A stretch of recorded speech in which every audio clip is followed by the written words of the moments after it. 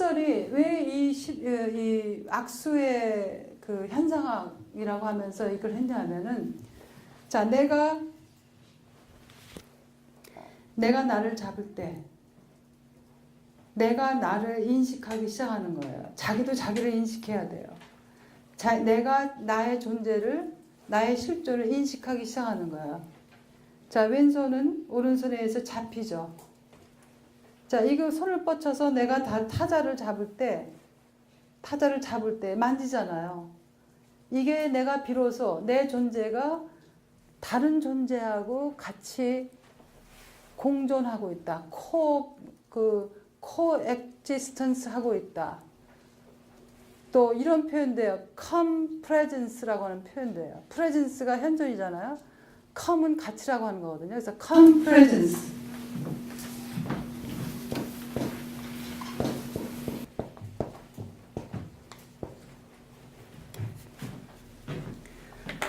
자, 인문학의 목적이랄까요? 그 모든 다양한 분야에 궁극적으로 우리가 해야 될 것은 내가 나의 존재를 인식하고 내가 타자의 존재를 인식하는 겁니다. 근데 타자의 존재가 나하고 똑같은 게 아니에요. 타자는 언제나 나랑 달라요. 근데 그 다른 것을 다르다라고 생각하는 것이 역사 속에서 굉장히 많이 문제가 되어 왔어요. 왜냐하면 다른 데서 끝나지 않고 어떻게 됩니까?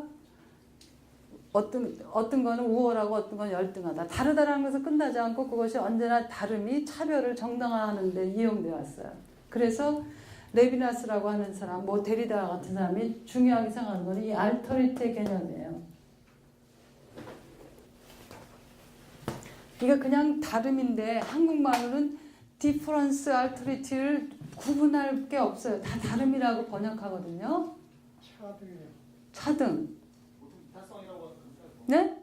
이타성이라고 하는 이타성? 그런데 그걸 한글도 다르게 쓰는 거죠. 다름이 다르다. 성질할 때 방법으로. 그래서 저는 그 번역이 반역일 수 있는 경우가 너무 많아가지고 그럴 때는 그냥 음력을 해요.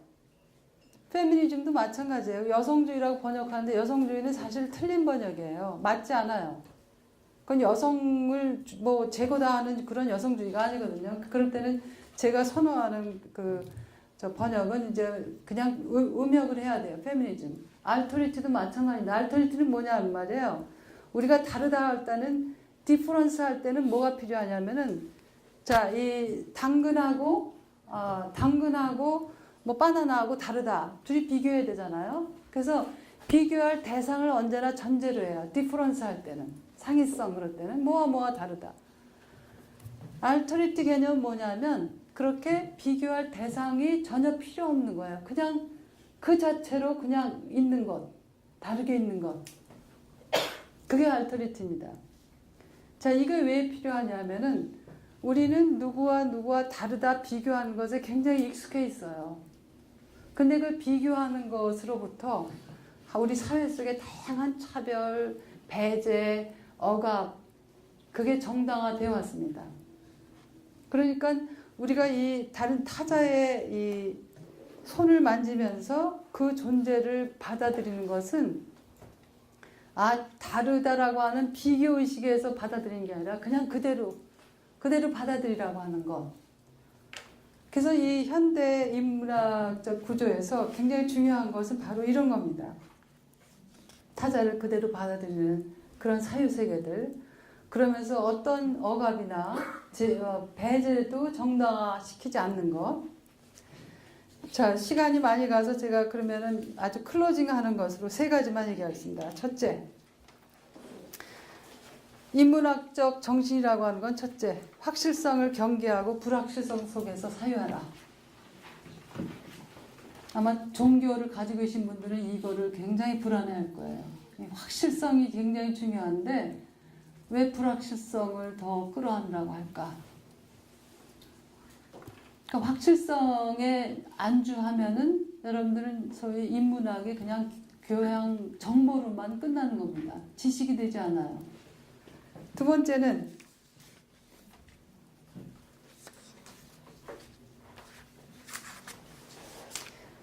고정된 정답보다 새로운 질문 묻기를 배우는 것. 새로운 질문을 묻는 걸 자꾸 연습하고 배워야 돼요.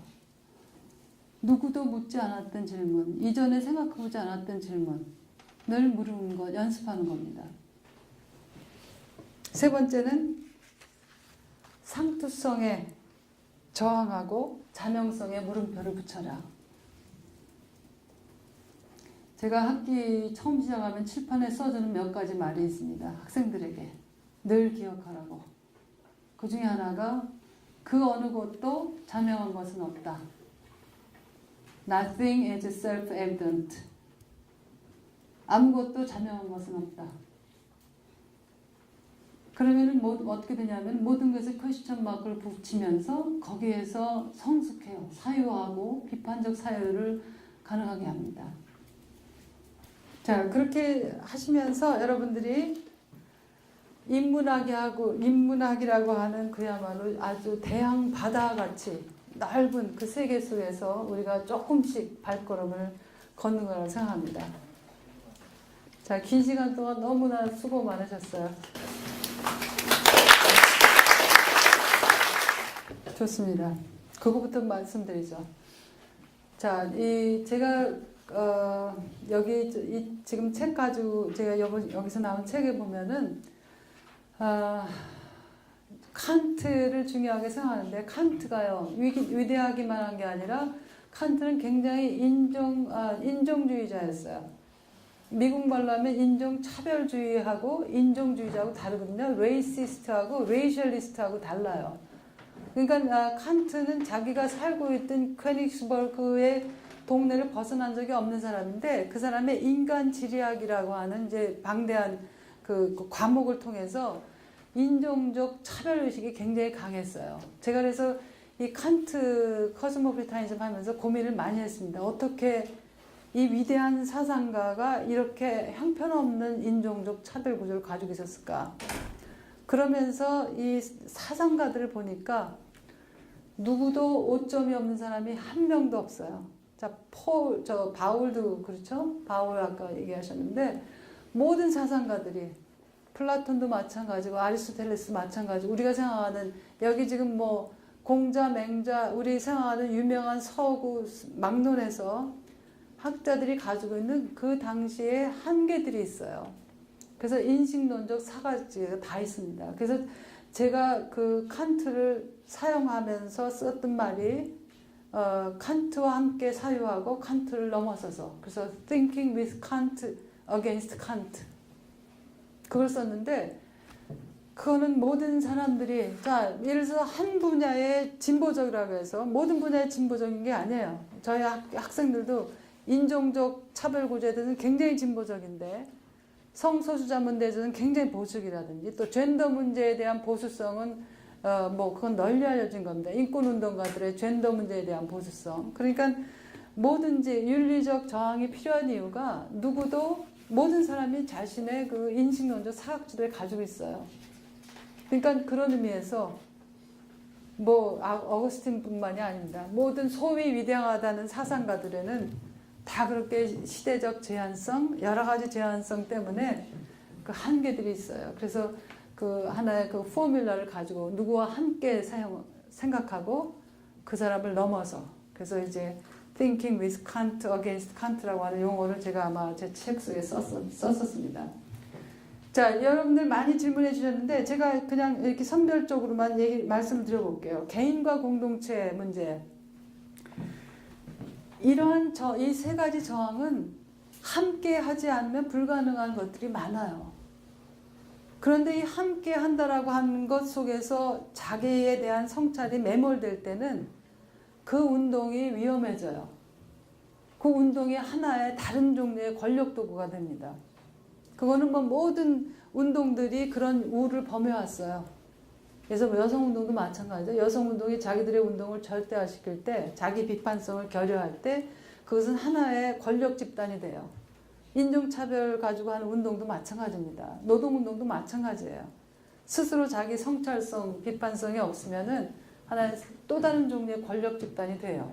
자, 그렇게 이제 간단하게 말씀드리고 다른 것들은 자 여러분들이 가지고 있는 구체적인 정황들, 우리 남자친구와의 관계에서 또 기독교인으로서에 한다는 거, 그거는 제가 아무리 여기서 말씀드려도 사실 그건 해답이 될 수가 없어요. 여러분들 정황에 따라서 스스로 결정하는 겁니다. 예를 들어서 기독교인으로서라고 하는 거는 기독교인이라고 하는 게 진짜 이 범주가, 자 예를 들어서 성소수자를 저주하는 기독교인들도 있고 성소수자도 한 인간으로 받아들이는 기독교도 있고 여성에게 지도력을 전혀 지금 안 주고 있는 기독교도 있고 여성 지도력을 다 행사하는 기독교도 있어요. 어떤 기독교인을 얘기하는 것인가? 그건 불가능해요.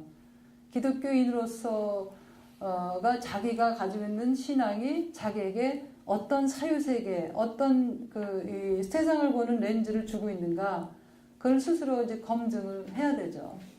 그러니까 그렇게 그런 고민을 하기 시작했다라고 하는 건 저는 좋다고 생각합니다. 그 고민을 하시면서 여러분들이 자기 나름대로 답을 찾는 거죠.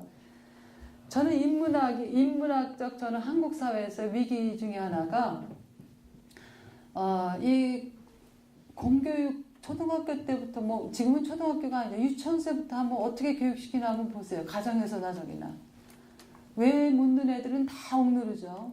자, 입시 중심적 사유 방식 속에서 계속 온 집안이, 온 사회가 움직여 나가죠. 거기에는 인문학적 사유를 할 수 있는 구조들이 없어요.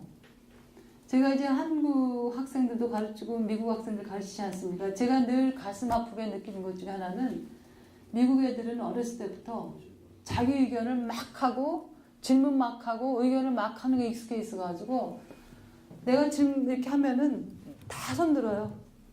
거기는 무슨 뭐 잘 아는 애들도 있고 모르는 애들도 있는데 다 손들고 다 얘기해요. 무슨 질문을 해도 할 얘기는 다 있어요. 언제나. 근데 우리 한국 학생들 뭐 제가 대학 원장들도 해도 보면은 자기 의견을 탁탁 얘기하고 질문을 정확하게 탁탁 하고 그러는 것으로 우리가 잘하지 못했어요. 초등학교 때도 맨날 치여서 살았죠. 질문하면 문제가 되죠. 그렇잖아요. 질문 많이 하는 애들은 문제예요. 그런 구조 속에서 인문학적 사유라고 누가 하는가? 저는 글쎄 아주 근원적인 문제부터 시작하면은 그거는 뭐 많이 배운 사람, 못 배운 사람이 아니라 우리 어렸을 때부터 이 공교육의 구조가 인문학적 사유하고는 반대로 가고 있어요. 질문을 가로막는 그런 교육이라고 하는 것은 그건 인문학적 사유가 전혀 아니거든요. 그러니까 거기에 이제 굉장한 딜레마가 있습니다. 그래서 계층적으로 인문학적 그 사유가 구분되는 것이 아니라 아예 공교육 구조부터 유치원 구조부터 정답만 외우게 하고 그 시험 딸딸딸 봐가지고 그거 잘 맞춰야 되고 그건 굉장히 위기가 있는데 저는 이런 이제 아카데미 구조를 통해서 우리 인간이 가지고 있는 한 잠재성이라는 게 뭐냐면 그렇게 그 틀 속에서 저도 그 틀 속에서 대학원까지 공부한 사람이거든요.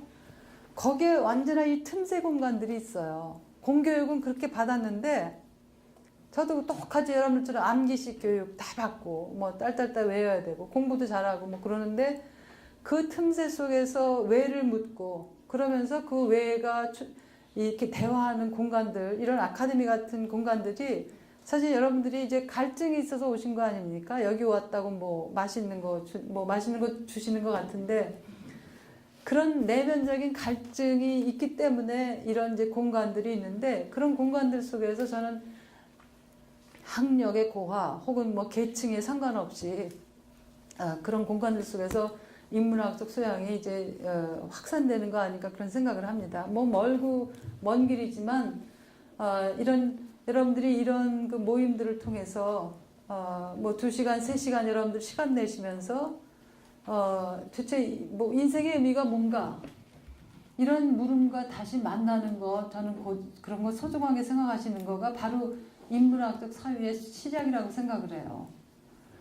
그러니까 이 지금 방송이라든지 저는 미국이나 사실 여행을 많이 하거든요. 학회 그런 거 이제 여기저기 유럽도 많이 가는데 우리나라 같이 작은 나라에서 이렇게 번역도 불가능한 갖가지 인문학이 등장하는 거 정말 처음 봤어요. 인문학 지금 뭐 여러 가지 인문학 그게 제가 뭐 어디다 써놓은 것만 해도 굉장히 많던데 그런 인문학이 이렇게 등장하고 이제 방송에 출연하고 또 이 책하고 그러니까 이 인문학이 자본 상품화되는 거죠. 상품화되니까 오히려 인문학의 그 파괴가 되는 거다. 인문학은 끊임없이 질문하도록 하는 그 구조 속에서 나와야 되는데 뭐 유명한 강사가 한마디 탁 던져주고 상담하듯이 하고 그건 인문학이 아니에요. 인문학을 정보로만 받아들이는 거죠.